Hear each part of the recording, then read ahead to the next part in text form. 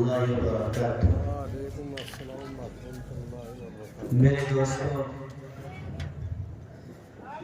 بڑے بڑے علماء کرام کا خطاب ہو چکا ہے، میں آپ کے بیچ اپنی گفتگو کرنا ضروری نہیں سمجھ پا رہا تھا، لیکن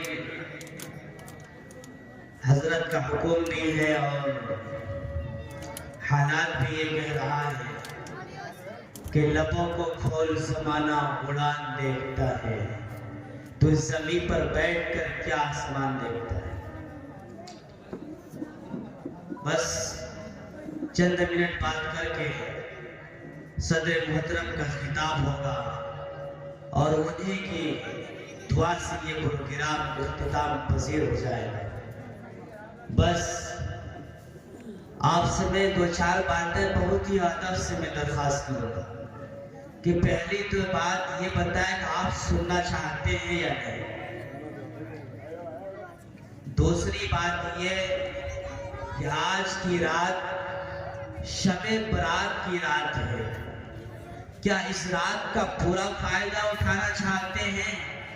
اور آج کی رات جو فرشتے نام اعمال میں جو نیکیاں درج کر رہے ہوں گے، کیا ان نام اعمال میں ان رجسٹر میں آپ اپنا نام لکھوانا چاہتے ہیں یا نہیں؟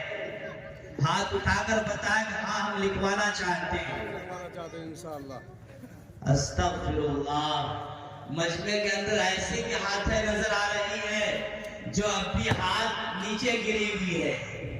استغفر اللہ۔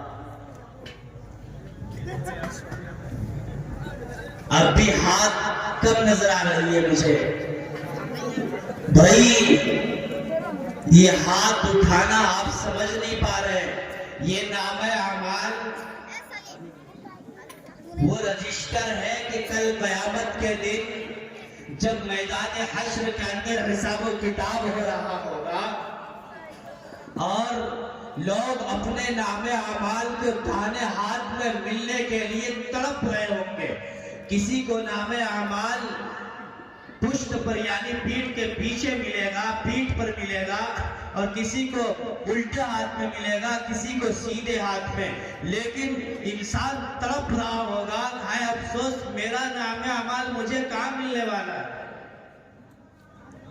اس لیے پہلے مجھے اجازت دیں کہ آپ نام اعمال کو نیکیاں سے آج کی رات بھرنا چاہتے ہیں یا نہیں، پھر میں اپنی بات شروع کروں گا۔ چلیے میں سمجھ گیا قاضی کا یہ دارالفتہ کا یہ فتویٰ ہے کہ جب لڑکی کو نکاح یعنی ایجاب و قبول کے لیے کہا جاتا ہے، نکاح جب قاضی صاحب پڑھاتے ہیں تو مسئلے میں یہ بھی لکھا گیا ہے کہ بعض موقع پر اگر لڑکی اجازت نہ بھی دے، خاموش ہو جائے یا رونے لگے تو یہ سمجھ لینا کہ وہ اجازت دے رہی ہے۔ خیر میں آپ کی خاموشی کو اجازت سمجھ رہا ہوں۔ اللہ رب العزت آپ کے اس بیٹھنے کو، آپ کے اس ٹھنڈی اور سردی کے موسم میں کھلے آسمان کے بیچ بیٹھنے کو قبول فرمائے۔ اس کی کوئی ضرورت نہیں ہے۔ آج کے سامعین نے جو ہمیں محبتیں دی ہے، اس محبت کو میں آخری سانس تک نہیں بھول سکتا۔ یہ الگ بات ہے کہ میں آپ کے محلے میں رہتا ہوں، اس طریقے سے ایک ہی دفعہ لاکھوں لوگوں سے ملاقات ہونا مشکل ہے۔ آج جو محبتیں ہمیں مل رہی ہے، میں قربان جاؤں اس محبت پر۔ الحمدللہ وکفا وسلام علی عباد اللہ الصالحین، اما بعد فاعوذ باللہ من الشیطان الرجیم، بسم اللہ الرحمن الرحیم، وَأَنْتُمُ الْأَعْلَوْنَ إِن كُنتُم مُؤْمِنِينَ۔ صدق اللہ العظیم۔ میرے محترم بزرگوں اور معزز ساتھیوں، میں نے جو مقدس کلام کی آیت پڑھی ہے، اللہ رب العزت ارشاد فرماتا ہے کہ اے مومنوں، اے مسلمانوں، اے ایمان والوں، تم کامیاب ہو، تم سر بلند ہو، سر فرو ہو، تم ہی کامیابی کے لائق ہو۔ اللہ رب العزت قرآن میں اعلان کر رہا ہے، لیکن مجھے افسوس ہوتا ہے کہ رب الجلال قرآن میں اعلان کر رہا ہے کہ تم کامیاب ہو، تمہیں اس لیے پیدا کیا گیا ہے کہ تم زمین پر حکومت کرو گے، تم بادشاہی کرو گے، تم حکمرانی کرو گے، لیکن افسوس افسوس آج ہماری قوم کی تو وہ گھڑی آ چکی ہے کہ مسلمانوں کو ستایا جا رہا ہے، مسلمانوں کو رسوا کیا جا رہا ہے، مسلمانوں کو نشانے پر لایا جا رہا ہے۔ افسوس ہمیں یہ دن دیکھنے کو کیوں مل رہے ہیں؟ کیا رب الجلال نے ہمیں اسی لیے پیدا کیا تھا کہ تم دنیا میں جانے کے بعد برباد ہو جاؤ گے، ہلاک ہو جاؤ گے، تباہ ہو جاؤ گے؟ نہیں نہیں، رب الجلال تو ارشاد فرماتا ہے وَأَنْتُمُ الْأَعْلَوْنَ إِن كُنتُم مُؤْمِنِينَ، کہ ہاں تم ہی کامیابی کے لائق ہو، شرط یہ ہے کہ تم کامل مومن ہو، شرط یہ ہے کہ تم سچے پکے نمازی ہو۔ افسوس ہوتا ہے میرے دوستوں، میں دل کا درد بیان کرنا چاہتا ہوں، میں جس آبادی جس محلے کے اندر رہتا ہوں مجھے رونا آتا ہے، میرا دل تڑپتا ہے، سینہ پھٹ رہا ہوتا ہے اس منظر کو دیکھ کر کہ جب ہماری قوم کی بچیاں، جب ہمارے قوم کے بچے جو عمر پڑھائی کے ہیں، جو عمر تعلیم سیکھنے کے ہیں، اس عمر میں جب ہمارے قوم کے بچے اپنے ہاتھ میں ٹپل لے کر کارخانہ جا رہا ہوتا ہے، کوئی کام کرنے جا رہا ہوتا ہے، مجھے رونا آتا ہے۔ افسوس تمہاری عمر کیا ہے؟ 5-6 سال کی عمر میں تم کارخانے کے طرف رخ کیسے کر لیے؟ تمہارے اندر کون سی مجبوری آ گئی؟ اور وہی بچہ جب جوان ہو جاتا ہے تو اس کی کمزوری اور اس کی غلط فہمی کا یہ عالم ہوا کرتا ہے میرے دوستوں، کہ وہ بچہ جوان ہونے کے بعد باپ سے بغاوت کرتا ہے، ماں سے لڑتا ہے، بہن کو ستاتا ہے۔ افسوس آخر یہ دن ہمیں کیوں دیکھنے کو پڑ رہے ہیں؟ پتہ یہ چلتا ہے کہ سب سے پہلی فرصت میں ہم نے اپنے بچے کو، اپنی اولاد کو، اپنی بیٹیوں کو، اپنے بیٹے کو دینی تعلیم سے دور رکھا ہے، دور رکھا ہے۔ میرے دوستو یاد رکھیے گا، جب آپ اپنے بچے کو دینی تعلیم سے دور رکھیں گے تو میں کہنا چاہتا ہوں ڈنکے کی چوٹ پر، وہ بچہ جو آپ کا بیٹا ہے، آپ کی دل میں تو تمنا ہے، آپ کے دل میں جو آرزو ہے کہ میرا بیٹا جوان ہونے کے بعد مجھے لا کر کما کر دے گا، مجھے بڑھاپے آنے میں میرا بچہ میرا سہارا بنے گا، نہیں نہیں، یہ سوچ آپ کی غلط ہے۔ جب تک کہ آپ اپنے بچوں کو دینی تعلیم نہیں سکھائیں گے، وہ بچہ نہیں جانے گا، نہیں سمجھ پائے گا کہ میرے باپ کے اوپر، میرے باپ کی میرے اوپر کیا ذمہ داریاں ہیں۔ میری ماں، جو ہماری ماں بہن ہے، گھروں کے اندر یا پردے میں بیٹھ کر سن رہی ہے، میں ان کو کان کھول کر بتانا چاہتا ہوں، اے میری ماں بہنوں، جس لخت جگر کے لیے، جس اولاد کے لیے اپنے سینے کو چاک کرتی ہو کراتی ہو، جس اولاد کے لیے تم ترستی ہو، کبھی مولانا کے پاس، کبھی پنڈتوں کے پاس، کبھی مزارات پہ جاتی ہو اور دعا کرتی ہو اور منتیں مانگتی ہو کہ اے مولا تو مجھے بیٹا دے دے، یاد رکھ لینا میری ماں بہنوں، اس وقت تک وہ اولاد آپ کے کامیاب نہیں ہو سکتی ہے۔ وہ اولاد آپ کو ماں کی جو حقوق ہے وہ حقوق ادا نہیں کر سکتے ہیں کہ جب تک آپ اپنے بچے کو دینی تعلیم نہیں سکھائیں۔ میں اس آبادی کی بات کر رہا ہوں کہ ہاں، میں نے بیٹے کو ماں سے لڑتے ہوئے دیکھا ہے، میں نے بیٹے کو باپ کو گالی دیتے ہوئے دیکھا ہے، میں نے یہاں کی اولاد کو جوئے بازی میں میں، نشے بازی میں، سٹے میں جو کچھ کہا جائے، مجھے کہنے کا حق حاصل ہے، سب کچھ کرتے ہوئے دیکھا ہے۔ اگر نہیں دیکھا تو میں نے یہاں کے تمام گھرانوں کے بچے کو ہاتھ میں قرآن پڑھتے ہوئے نہیں دیکھا۔ کیا ہم مسلمان نہیں ہیں؟ کیا ہمارا شریعت اسلام نہیں ہے؟ کیا ہم اللہ کو ماننے والے نہیں ہیں؟ کیا ہمیں اللہ کے دربار میں کھڑے ہو کر جواب نہیں دینا ہے؟ کیا ہمیں قبر کی تنہائی میں نہیں سونا ہے؟ میرے دوستو پھر سوچو تو صحیح، کہاں کھو گئے ہم؟ دینی تعلیم کو کیسے بھلا دیے ہم نے؟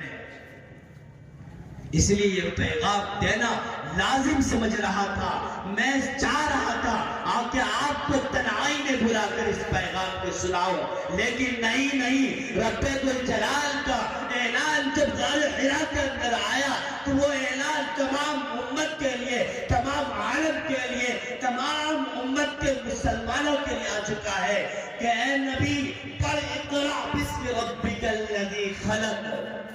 اب یہاں سے شروعات تمام امتوں پر یہ بات طاری ہو جاتی ہے، یہ بات لازم ہو جاتی ہے کہ اس کے بغیر کوئی چارہ نہیں۔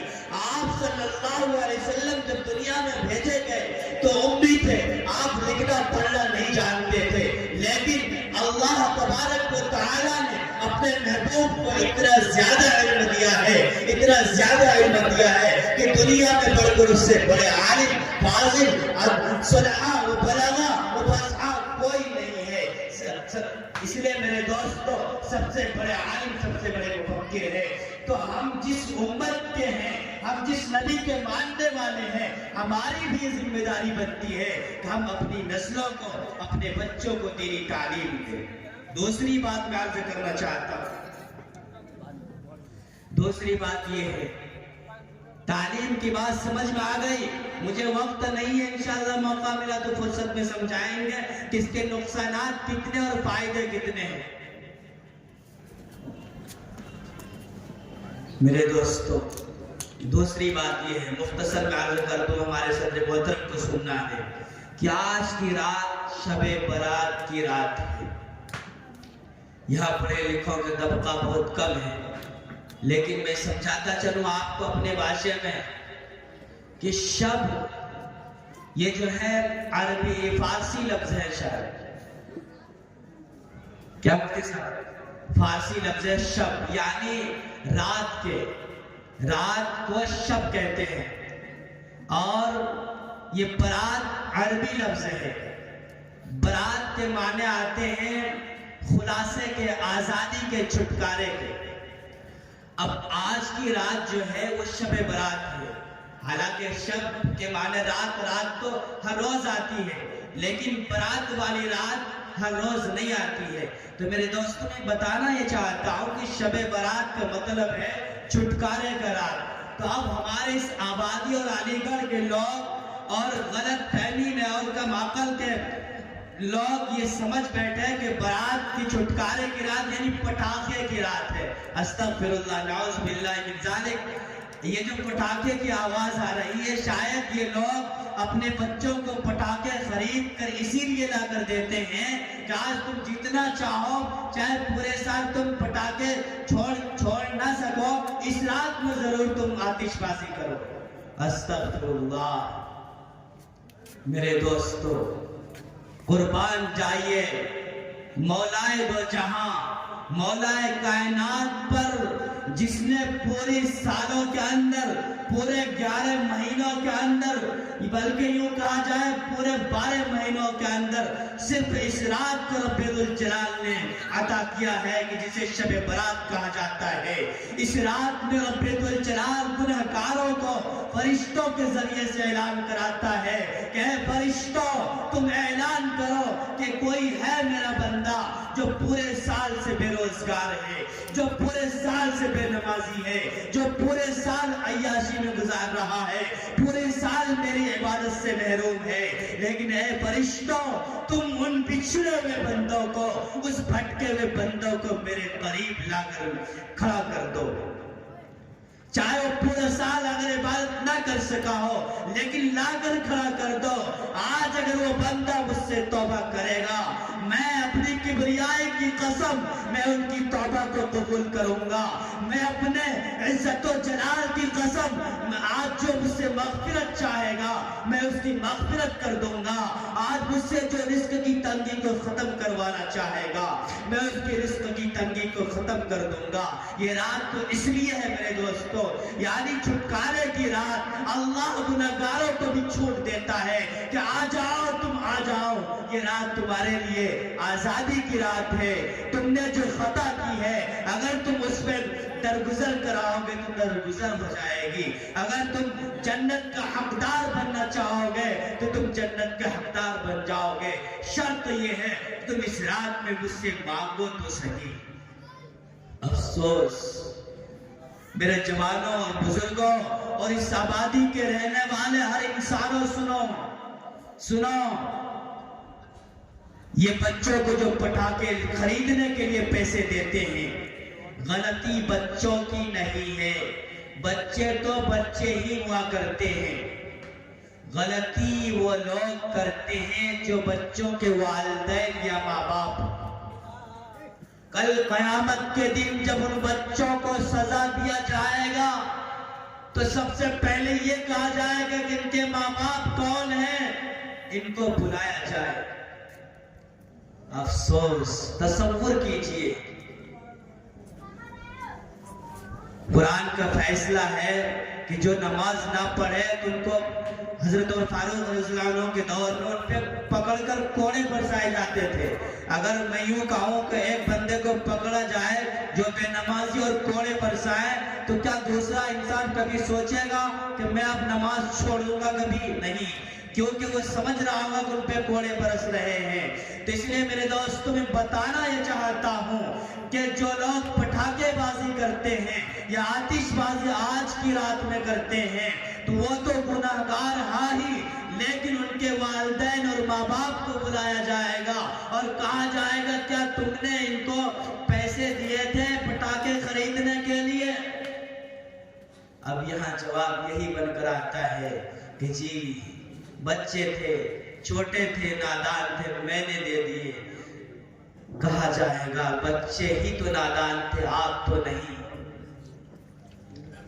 اس لیے میرے دوستو اپنے اولاد کو سدھارو ورنہ یہ اولاد کی نسلیں بگڑ گئی تو آپ بگڑ جائیں گے، آپ کی آخرت بگڑ جائے گی، آپ کامیاب نہیں ہو سکتے.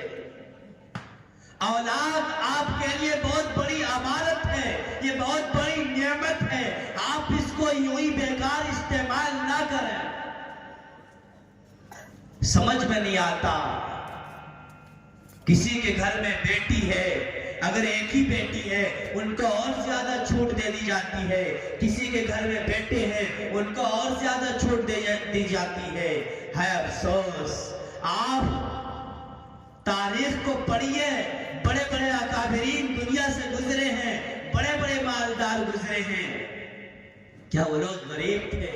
نہیں. بیٹی کی اگر بات کروں تو شہنشاہ بدھا، تاجدار بدھا، سرور کونین صلی اللہ علیہ وسلم سے سب سے زیادہ مالدار اور سب سے زیادہ ایماندار اور سب سے زیادہ بادشاہ کے لائق دنیا میں کوئی نہیں تھا. لیکن آپ کی بیٹی، آپ کی لخت جگر حضرت فاطمہ الزہرا رضی اللہ تعالی عنہا جب زندگی گزارتی ہے تو کبھی فاقے میں گزارتی ہے، کبھی تنگ دستی میں گزارتی ہے. کیا فاطمہ رضی اللہ تعالی عنہا شان و شوکت کے ساتھ وہ کیا فضول وقت میں وقت نہیں گزار سکتی تھی؟ کیا وہ یہ نہیں کہہ سکتی تھی کہ میں بادشاہ کی بیٹی ہوں، میرا تو زیادہ حق بنتا ہے؟ نہیں میرے دوستو، تربیت سب سے پہلے گھر سے ہوا کرتی ہے. کہتے ہیں نا کہ اگر بیٹا اچھا ہے تو باپ بھی اچھا ہوگا، اگر باپ ان کے اچھے ہیں تو ان کے اچھائی کے اثر ان کے اولاد پر ضرور آ رہی ہوگی. تو اولاد سے نسل چلتا ہے اور نسلوں سے نسل کو پہچانا جاتا ہے. اس لیے میں ہاتھ جوڑ کر یہی کہنا چاہتا ہوں، خدا را اپنی نسل کو بچاؤ، گمراہی کی طرف جانے سے بچاؤ. قرآن بھی کہتا ہے، میں تفصیل میں نہیں جانا چاہتا، کہ بچاؤ اپنے آپ کو اور اپنے اہل و عیال کو جہنم کی آگ سے جس کا ایندھن پتھر اور انسان ہے۔ دوستو میں بتانا چاہتا ہوں، لفظ جہنم بول دینا بہت آسان ہے۔ انسان جانتا ہے کہ یا تو جنت میں جائیں گے یا جہنم میں جائیں گے۔ میرے عزیزو، جہنم میں جو لوگ جائیں گے یا جو لوگ جا رہے ہوں گے، اس کا منظر آپ جب دیکھیں گے آنکھوں سے، آپ کی آنکھ پھٹ کر نکل جائے گی۔ جب آقا بطحہ صلی اللہ علیہ وسلم پچھلا مہینہ جو گزرا ہے رجب المرجب کا، جب آپ اس مہینے میں معراج پر تشریف لاتے ہیں تو آپ کو جنت دوزخ کا سیر کرایا جاتا ہے۔ جب آپ صلی اللہ علیہ وسلم کو دوزخ کا سیر کرایا گیا تو آپ نے دیکھا کہ دوزخ کے اندر ایک عورت چیخ رہی ہے، چلا رہی ہے، اور چلانا ہی نہیں بلکہ اپنے ہاتھ کو چبا چبا کر کھا رہی ہے۔ پوچھا گیا، اللہ کے رسول صلی اللہ علیہ وسلم پوچھتے ہیں کہ یہ کون لوگ ہیں، یہ عورتیں کون ہیں جس کے اوپر یہ عذاب مسلط کی گئی ہے؟ جواب ملتا ہے میری ماں بہنوں، کان کھول کر اس بات کو نوٹ کر لینا، اور آپ لوگوں سے بھی مخاطب ہو کر کہتا ہوں، آپ کی جوان بچیاں ہیں، آپ کی بھی بیوی اور ماں ہیں، یہ تمام امت عالم کے لیے پیغام دے کر جانا چاہتا ہوں۔ اللہ کے رسول صلی اللہ علیہ وسلم کو بتایا جاتا ہے، اللہ کے رسول، یہ دنیا کی وہ عورتیں ہیں جو زنا کو زنا نہیں سمجھا کرتی تھی، جو عیاشیوں کو کھلے طور پہ کیا کرتی تھی، جو شادی بیاہ میں یا کسی فنکشن میں سج دھج کر جایا کرتی تھی اور اس سج دھج کر جانے کو وہ فیشن سمجھا کرتی تھی، وہی عورتیں ہیں جو آج عذاب میں مسلط ہیں۔ میں ماں بہنوں سے پوچھنا چاہتا ہوں، کیا آپ اس عذاب کو برداشت کر سکتی ہو؟ عذاب کو برداشت کر سکتی ہو؟ ہرگز نہیں۔ اس عذاب کو برداشت کرنا تو دور کی بات، اگر کسی انسان سے یہ کہہ دیا جائے کہ اپنی انگلی موم بتی ہم جلاتے ہیں، اپنی انگلی کو موم بتی کے آگ میں 1 منٹ رکھ دو، ہم 10 لاکھ روپے دیں گے، تو کوئی بھی شاید اس بات کو پسند نہیں کرے گا۔ استغفر اللہ، ایک انگلی کو ہم آگ میں نہیں رکھ سکتے، وہاں تو پورے جسم کو آگ میں ڈالا جائے گا۔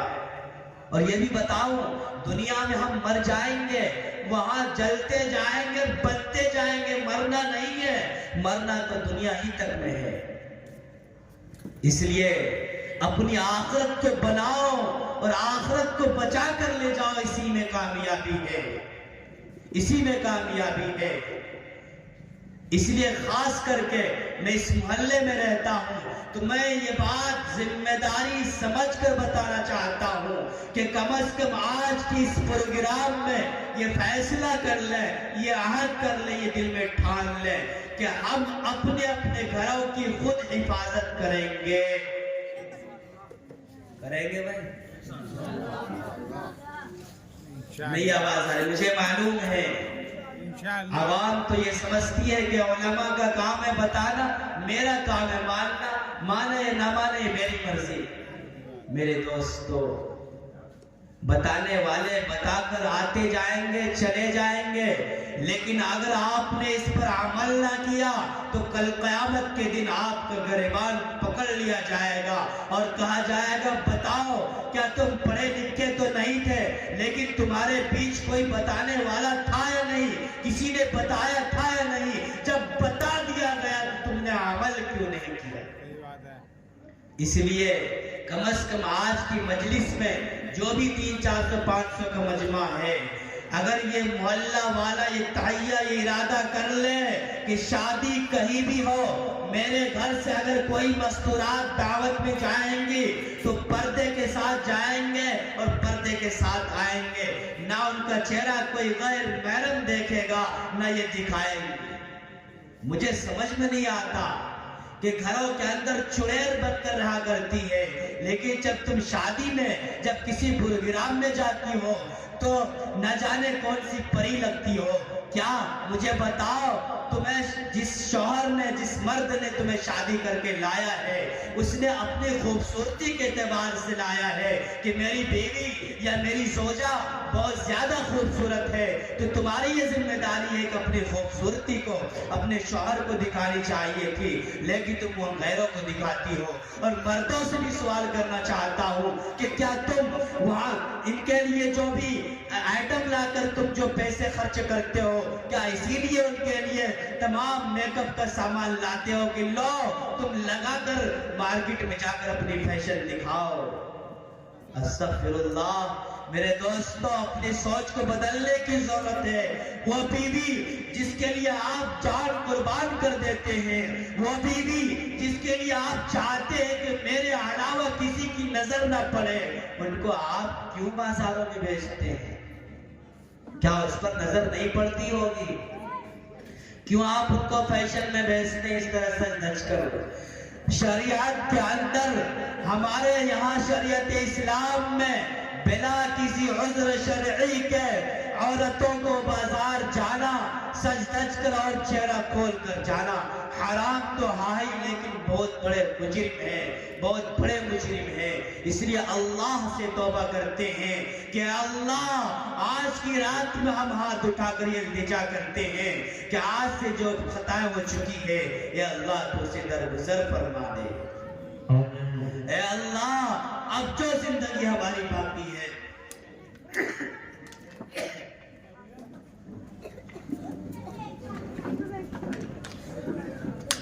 اب جو زندگی باقی ہے ہمیں نہیں معلوم، اب جو آئندہ سال شب برات کا آئے گا، اس سارے مجمع میں کتنے لوگوں کی کس سے ملاقات ہوگی، کس سے نہیں ہوگی، یہ ہم سب کا رب جانتا ہے، اس کے علاوہ کوئی نہیں جانتا۔ اس وقت سائنس کا زمانہ ہے، یہ بتا دیتی سائنس نوٹ کر کے کہ کل بھی بارش ہوگی، لیکن یہ بات ہمیں بتا دے کہ تم کتنے دن تک زندہ رہو گے، یہ نہیں بتا سکتا۔ میرے رب کے سوا کوئی نہیں جانتا۔ اس لیے میرے دوستو، میں بات بتانا چاہتا ہوں، ابھی پچھلے مہینے میں مجھے مکہ المکرمہ جانا ہوا اور مدینہ منورہ جانا ہوا۔